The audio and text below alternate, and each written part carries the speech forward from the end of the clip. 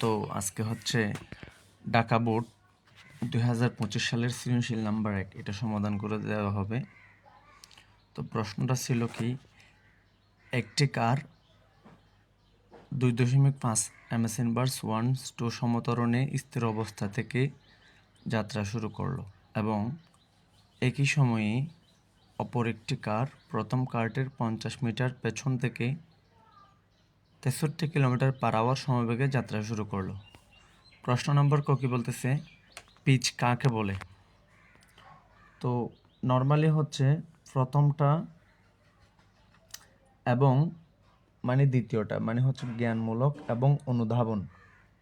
Normally এগুলো হচ্ছে উদ্দীপকের সাথে কোনো ধরনের রিলেশন থাকে না, তাই এগুলো তো তোমাকে মেমোরাইজ করতেই হবে। ওই ক্ষেত্রে প্রথম প্রশ্ন হচ্ছে পিচ কাকে বলে? পিচ কি? স্ক্রু গছের বৃত্তাকার স্কেলটি সম্পূর্ণ একবার ঘোরালেই স্ক্রুটি রৈখিক স্কেল বরাবর যতটুকু সরে আসে তাই হচ্ছে স্ক্রুর পিচ। তো এটা হচ্ছে পিচ কাকে বলে তার হচ্ছে সংজ্ঞা। আচ্ছা, এরপর হচ্ছে এটা হচ্ছে পিচ কাকে বলে তার সংজ্ঞা। এখন তারপর হচ্ছে ক নাম্বার বলতেছে দোলন গতি একটি পর্যায়বৃত্ত গতি, এটা ব্যাখ্যা করতে বলতেছে। তো এটা আগে হচ্ছে আমরা দোলন গতি কাকে বলে বলবো, তারপর আমরা হচ্ছে পর্যায়বৃত্ত গতি কাকে বলে বলবো, তারপর দুটোটা দিয়ে এই জাস্ট কয়েকটা কথা বলে দিলে শেষ হয়ে যায়। তো পর্যায়বৃত্ত গতিসম্পন্ন কোনো বস্তু যদি পর্যায়কালের অর্ধেক সময় কোনো নির্দিষ্ট দিকে এবং বাকি অর্ধেক সময় একই পথে তার বিপরীত দিকে চলে তবে তাকে দোলন গতি বলে। দোলন গতি ওয়ান কাইন্ড অফ হচ্ছে ওই স্পন্দন গতির মতো। আবার কোনো গতিশীল বস্তু যদি নির্দিষ্ট সময় পর পর একটা নির্দিষ্ট বিন্দু দিয়ে যায় একই দিকে কীভাবে অতিক্রম করে তাকে পর্যায়বৃত্ত গতি বলে। দোলন গতিও এক ধরনের কিন্তু পর্যায়বৃত্ত গতি, কারণ বস্তু দোলনকালে নির্দিষ্ট সময় পরপর একটা নির্দিষ্ট বিন্দু দিয়ে একই দিকে একইভাবে অতিক্রম করে বলে, তাই এটা হচ্ছে মানে দোলন গতি এক ধরনের পর্যাবৃত্ত গতি, কিন্তু আবার সব পর্যাবৃত্ত গতি দোলন গতি না। তো এটা মোটামুটি লিখে দিলে 2 নাম্বার। তারপর হচ্ছে আমরা গ নাম্বারটা দেখব, যাত্রা শুরুর কত সময় পরে কার দুটির বেগ একই হবে। তো এখানে একটা কথা বলে রাখি, এই সৃজনশীলটা হচ্ছে এক ধরনের মানে টাইপ, এটা সব সময় থাকে, মানে এটা হচ্ছে এক ধরনের টাইপ হিসেবে এটা মনে রাখা দরকার। এটা হচ্ছে এত বেশি গুরুত্বপূর্ণ যে এরকম কতগুলো থাকে। তো এটা অলরেডি শেষ, এখন আমরা এটা করতেছি। এটা যাত্রা শুরুর কত সময় পর দুইটির বেগ মানে কার দুটির বেগ সমান হবে। তো এই ক্ষেত্রে আমরা এটা কিভাবে করব, তো আমরা প্রথমে এটা বলবো প্রথম কারের বেগ দ্বিতীয় কারের সমান হলে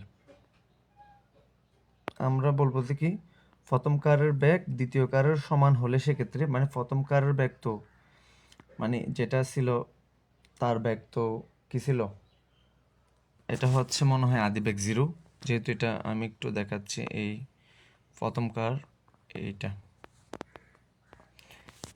একটি কার 2 দশমিক কত করে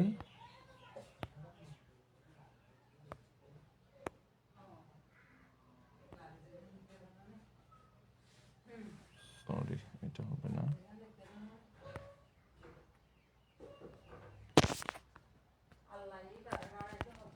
এটা হচ্ছে আমরা কিভাবে করবো যে প্রথমে একটি কার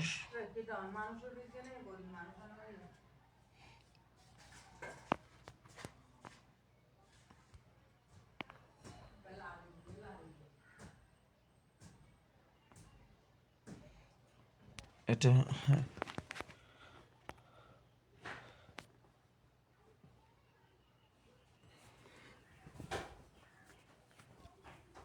তো এখানে স্থির অবস্থা আছে বলে এটার জন্য আমরা কি নিব, এটার জন্য 0 নিব। তাহলে আমরা বলবো প্রথম কারের জন্য এখানে কি কি দেওয়া আছে, প্রথম কারের আদিবেগ এটা দেওয়া আছে, তারপর হচ্ছে প্রথম কারের ত্বরণ দেওয়া আছে, প্রথম কারের সমবেগ, এটাকে আমরা কিলোমিটার পার আওয়ার থেকে মিটার পার সেকেন্ডে কনভার্ট করব সময়।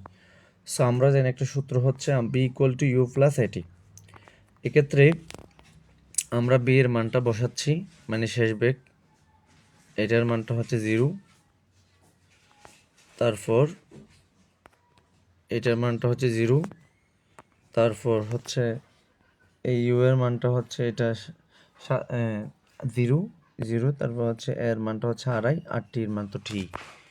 এখন তারপর হচ্ছে আমরা এটা দেখি, এটার সাথে এটা গুণ করে দিলাম, বাকিটা হিসাব স্বাভাবিক, আর এটা 2.5, এটা টি এদিকে চলে আসলে বাক, তো যা হয় তা এটা।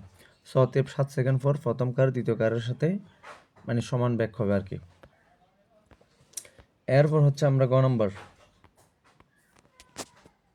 কি বলতেছে, গ নম্বর বলতেছে যে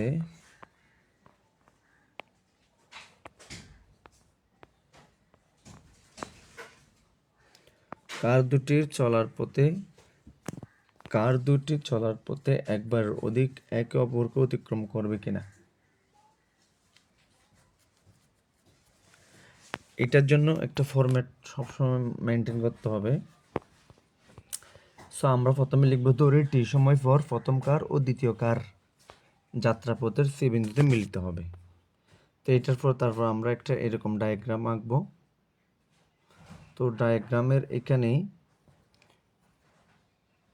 এদিকে হচ্ছে দ্বিতীয় গাড়ি যদি এদিকে সম্পূর্ণ এদিকে আসতে পারে এবং প্রথম গাড়ি যদি সেই সময় এইখানে আসতে পারে, তারপরেই তাদের হচ্ছে মিলিত হবে, আদারওয়াইজ কোনো মিলিত হবে না। আর এটা হচ্ছে 50 মিটার। আচ্ছা, এখন তো আমরা বলবো দেওয়া আছে বলে লিখবো প্রথম কারের হচ্ছে আদিবেগ, প্রথম কারের ত্বরণ, তারপর হচ্ছে এখানে দ্বিতীয় কারের সমবেগটা আমরা দেখব। তারপর হচ্ছে এখন টি সময় প্রথম কারের অতিক্রান্ত দূরত্বের জন্য আমরা হিসাব করব যে S1 equal to u t plus half এর স্কোয়ার এটা। তো এটা এখানে এর মানটা বসাবো, বাকিগুলো স্বাভাবিক, টু টি স্কোয়ার। এখন টি সময় দ্বিতীয় কারের অতিক্রান্ত দূরত্ব এটা লিখব, শর্ত মতে দিয়ে আমরা এটা লিখব S2 equal to 50 plus S1 হবে এটা, সরি এটা হবে S1। তো এটা কেমনে কি, এটা হচ্ছে আমি একটু দেখাচ্ছি। এটা এইখানে S2 সমান S2-র মধ্যে 50ও আছে আর S1 আছে, তাই আমরা লিখতে পারি S2 ইকুয়াল 50 প্লাস S1, তাই আমরা এভাবে লিখেছি। এরপর হচ্ছে আমরা শর্ত মতো এইখানে মানগুলো বসিয়ে, আর এটা হচ্ছে একটা দ্বিঘাত সমীকরণ, এটা প্রথমে আমরা এই দুই ঘাতটা লিখবো, তারপর হচ্ছে এক ঘাতটা লিখবো, তারপর সংখ্যাটা লিখবো। 50টা এখনো এদিকে আছে বলে কোনো ধরনের চিহ্ন চিনতে হবে না। আর এরকম দ্বিঘাত রেখার সমীকরণ একটা সূত্র আছে, সূত্রটা কিরকম ছিল, এ x equal to minus b plus minus root over b square minus 4ac divided by 2ac, এইরকম। তো এই সূত্রটা দিয়ে আমরা এটা সলভ করেছি, এখানে মানগুলো বসাইছি স্বাভাবিকভাবে। তো এইখান থেকে আমরা একটা প্লাস নিয়ে মানটা অঙ্কটা করেছি, আর একটা হচ্ছে মাইনাস নিয়ে অঙ্কটা আমরা করেছি। কেন দুই ক্ষেত্রে দুইটা মান পেয়েছি, একটা 10 সেকেন্ড, একটা 7 সেকেন্ড। অতএব প্রথম কার ও দ্বিতীয় কার 7 সেকেন্ড পর ও দ্বিতীয় কার প্রথম ও দ্বিতীয় কার একবার 7 সেকেন্ডে মিলিত হবে, একবার 10 সেকেন্ডে মিলিত হবে, এটাই অঙ্ক। সো এইটা হচ্ছে বিভিন্ন বোর্ড আসছে এরকম নিয়মের অঙ্ক, আশা করি এরপর থেকে পারবেন। যদি কারো পিডিএফ দরকার হয় তাহলে এই নাম্বারে যোগাযোগ করবেন।